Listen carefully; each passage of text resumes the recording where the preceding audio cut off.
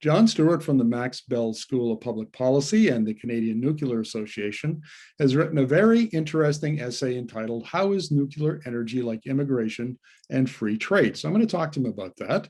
Welcome to the interview, John. Hi.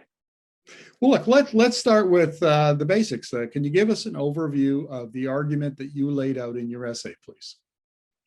Sure.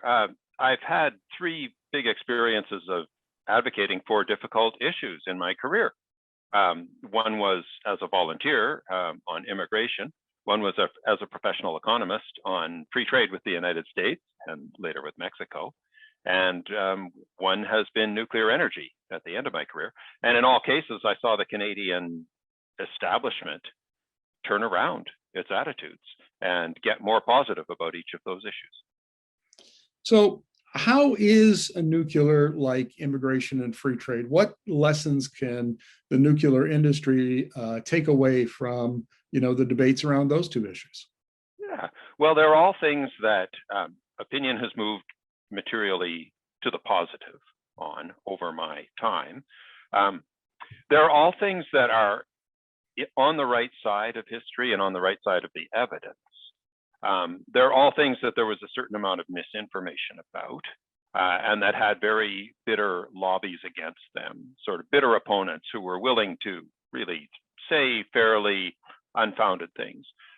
So they've all been uphill political fights, uphill public information fights as you try to educate the public about the real truth about each of these issues.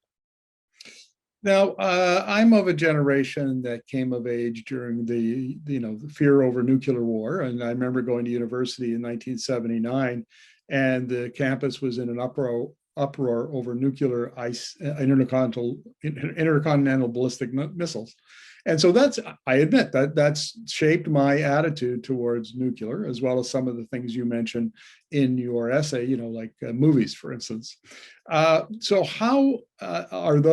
why are those impressions erroneous, and how do you change them? All right, well, the metaphor I would use is that refusing to have anything to do with nuclear because it originated from the same laboratories as nuclear weapons did would be like refusing to deal with Volkswagen because Hitler started the company. It's just, it makes no logical sense now. Volkswagen is just not what it was in 1937 or whenever it, began. And neither are the chemical companies in Germany, and neither is nuclear technology. There's just too little relationship now. With weaponry, they've evolved on completely separate paths since the early 50s.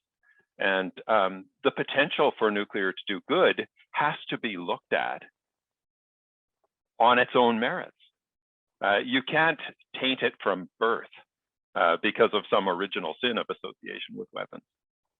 Well, let me give you my pet theory then on energy, on these kinds of issues, and that is that it's not about educating folks so much as it is about an industry crafting a narrative.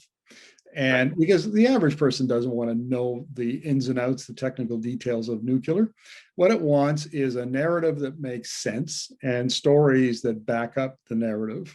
And I think that it's fair to say that the nuclear industry has done, at least in my memory, a poor job of managing that narrative and telling stories that buttress the argument that you're making. Right, and there are different narratives coming out. Now, the current head of the Canadian Nuclear Association is someone who came over from the solar industry. And why did he come over from the solar industry? Well, he worked for 20 years to get solar farms built. And at the end of 20 years, there was no material difference in the percentage of Canada's energy that was coming from clean sources. It hadn't made any difference in the end. And he had to ask himself, why was that? And if he was going to spend another 20 years advocating for solar farms when they couldn't fill the gap that is created by needing to heat in Edmonton through a winter or heat in Iqaluit through a winter. Ultimately, you need more energy dense sources that will partner with wind, solar, renewables, or other renewables, biomass, storage, and so on, and hydropower. And nuclear has been doing that. Nuclear matches beautifully with hydropower in the Canadian context. in New Brunswick, in Ontario. It's helped Ontario get off coal. It helped Sweden get off coal. It helped France get off coal. These big economies have decarbonized because they use nuclear. That's how they get to zero GHG energy systems. So, we have solar advocates coming over to us, and that's been happening for quite a while. If you look back a couple of decades, we had the James Lovelocks and the James Hansons coming around. So how do you respond then to the concerns, two off the top of my head? One would be the safety of fuel waste, and the other one would be the high costs. I mean, I look at the Lazard levelized cost of energy estimates all the time, and nuclear is far, far more expensive than solar, hydro, natural gas, any of those. So how would you respond to those? Yeah, I mean, that's not necessarily true, though. I mean, look at what Ontario is getting nuclear energy for. Ontario gets nuclear energy for about 8 cents a kilowatt hour. Now, that's not as cheap as coal, but it's pretty good. Now, that's because they're older reactors whose life has been amortized over a long period of time. So you make full economic use of the resource. You build the thing and then you run it. That's how you make use of expensive capital assets, right? You run them for their entire economic life, and that makes the environmental footprint lower too. So first of all, nuclear is affordable, and that's why Ontario runs it. That's why New Brunswick runs it. That's why Sweden and France, that's why other countries run it. As for waste, look, we're perfectly willing to have a complete discussion of our waste products and other byproducts, but we want the same questions to be asked of other energy sources. If you are not going to ask the same question of what's happening to solar panels, because millions of people are going to own those things, they have to be disposed of, and they don't last forever, and they got to be put somewhere, and there isn't really a system for doing that yet. If you're not going to ask those questions of them, don't ask them of us. We'll have that discussion if everybody's being asked that question. Now, we've got systems to dispose of those products, but yeah, they have to be disposed of, just like solar panels are going to have to be disposed of, just like batteries are going to have to be disposed of, right? All human activities produce waste. Okay, but and I'm going to play a little devil's advocate here. So on the battery recycling side, we see even Canadian startups like Li-Cycle out of Mississauga can now recycle 95% of lithium ion on batteries. But I interviewed Moltex out of the UK firm that's also set up in New Brunswick, and they talked about the first small modular reactor that they want to build will burn can-do reactor waste. And that seems to me that if you're a nuclear advocate and you want to talk about, what the waste issue, that would be a story you'd want to tell. Yeah, and it is, and we're perfectly willing to tell it. But, ultimately, when you have, any industrial process, any energy generation process is going to have some kind of waste product at the end, and you've got to do something with it, and it's going to have life cycle demands. Recycling batteries is not a zero energy or zero carbon process, right? That takes inputs, that has outputs. So let's have a complete accounting of all of these things. Ultimately, where does uranium come from? It comes from the crust of the Earth, and the crust of the Earth is radioactive, right? Some parts are more radioactive than others, and one of the most radioactive places is northern Saskatchewan, which is where we get uranium from. So Mother Earth is radioactive. Life on Earth developed in conditions of much higher radioactivity than we have on Earth now, okay? Our bodies are designed to evolve in a radioactive environment, and we have less of it now, but it comes from the Earth, and putting it back in the Earth is not an unacceptable solution. That's where we got the uranium from in the first place. Yes, a lot of the energy is still left in it, and if we can retrieve it from the depository and burn it again, we should do that, absolutely, and we will, and that's why Moltex is doing that.